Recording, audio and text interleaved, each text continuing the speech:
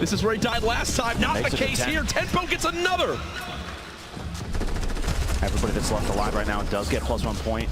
They're all top 10. Kriz coming away with a double in the shotgun. Eliminations of the feed. Turner's gonna win this game. Follows up and takes Kriz out with an SMG. And Tiefu trying to establish himself up top, somewhere safe. He's 6 remaining, 4 eliminations. That looks so juicy. For another point. He wants those, Matt. He wants that loot so bad. He better. He's got 15 builds left total. And he's going to start to use them to try and get up top, opting out of going after those. But the rockets coming in saying, nope, you got to go back down. Now's the time to try and make a positional decision. He's got to go down. That's exactly what he's going to do. He doesn't want to take too much fall damage. He's going to push in the zone. He's going to win. He's got a skill. He's got this. 5 elims. Everyone's going to die. 2 left. And all the loot's falling to Tiefu. He's trying to drop on down. Can he drop his opponent? Shoot him down. Shoot him down. He's got no mats. Spraying out the boom. What a win! Dude! In the final moments there. Are you, dude? You can't ask for a better win. Game 1 gave him the fuel to turn up there in game 2. He's dropping. You see TNT Rain trying to get the shot off on the way in. An incredibly long drop, 2 eliminations for him. He did make it to second. That's 2 points still, which is, I mean, that potentially puts him in placement for Monday. Yeah. Right. But Tiefu, what a game. Wow. Very good after that. You love to see the emotions there, the pop off. He doesn't have a window to jump out of like he normally does. I almost expected him to try and find one. Right. It's either way. You look at it right there, and we talk so much about materials. Doesn't panic, and it's on down. Players begin to fall because we talk so much about how awkward it is going up, Matt, well, not down. It was loot raining from the sky. It was like a never-ending llama.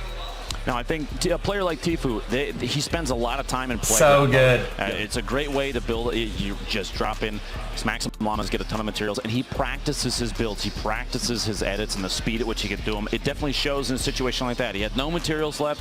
As I was saying, he's building up, and as soon as that rocket happened, as soon as it came out, he saw his structure was going to go down. It was time to edit his way down because if fall damage happened, no matter how much HP you have, 100 is not going to stop you from a drop like that. So editing down, it saved him. He was able to fly down, slide down the hill, get an engagement at the bottom, and you saw so many players were eliminated like that in an instant, and it left them a 1v1 at the bottom. It all dropped quick. It was all Tiefu at the end, but there were many players making some highlight plays. Here's some from C9 Kriz. You mentioned the 2 elims we saw in the engagement feed. Here it is again, getting up close and personal with the double barrel. Will take down Misfits Freak.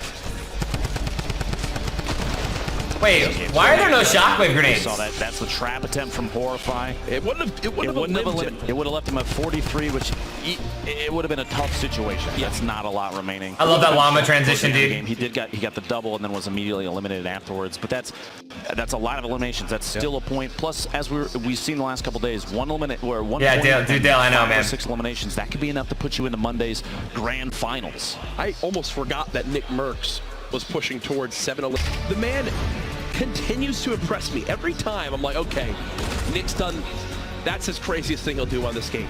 No, now, again, showing up to this LAN environment, I mean, thankfully for the other opponents, Nick playing with a shirt on, or else he would have used the intimidation factor of his traps. Just flexing. That basically go above his head.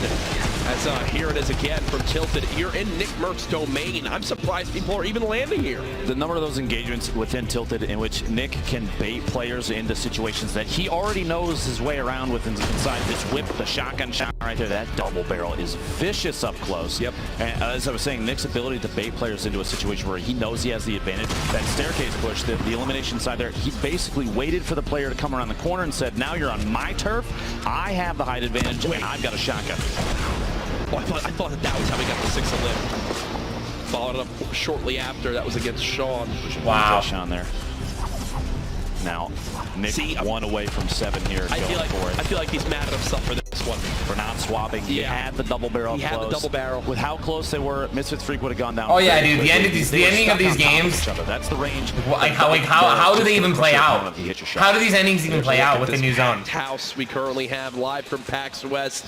That's not the last of our replays we'll see. We'll once again take a look at Tiefu and how he made it possible to win that game 2.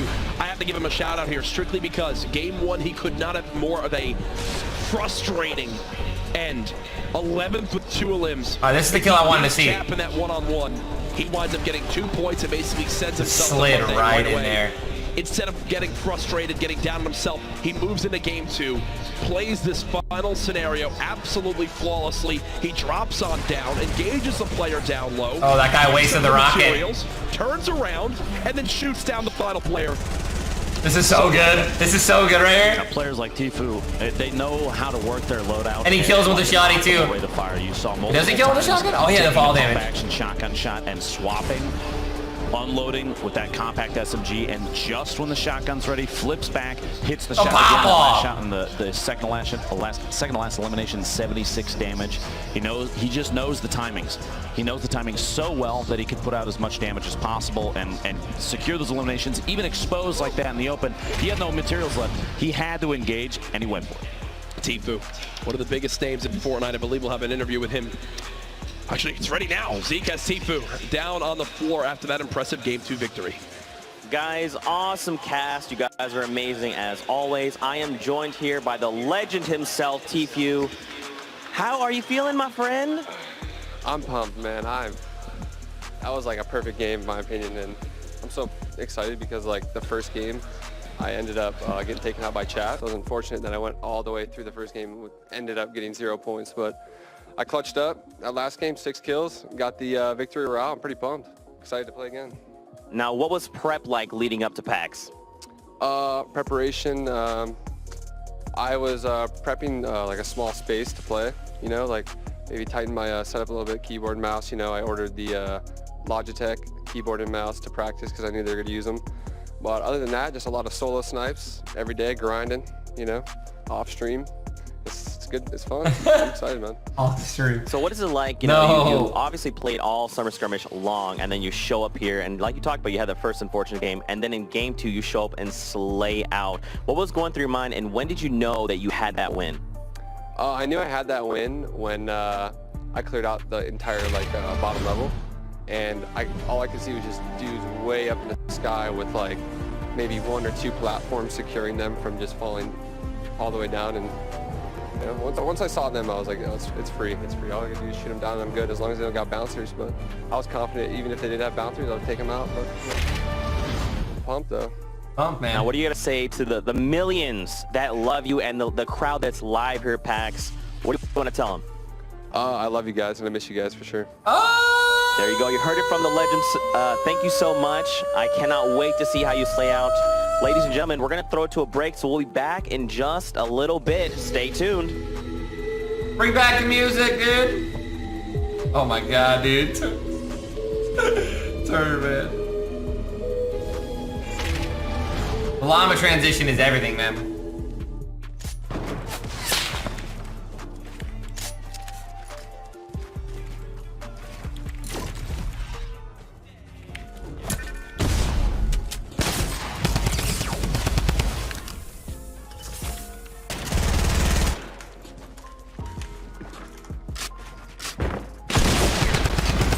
For the kill, thank you. I appreciate your concern, but I will win this game for you. Thank you for those nades. More clips on the way. Come on, baby.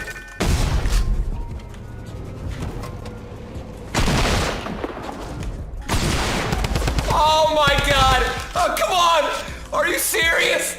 That was so sick! You have to, the way to become a successful streamer is just grinding, and you have to be really, yes, you do have to grind, but you have to be entertaining. You have to be super funny, really good at the game, really humble, really genuine, or you gotta have really, really, really big boobs. So if you have any of those attributes, then you can make it on Twitch. If you don't, unfortunately, then it's like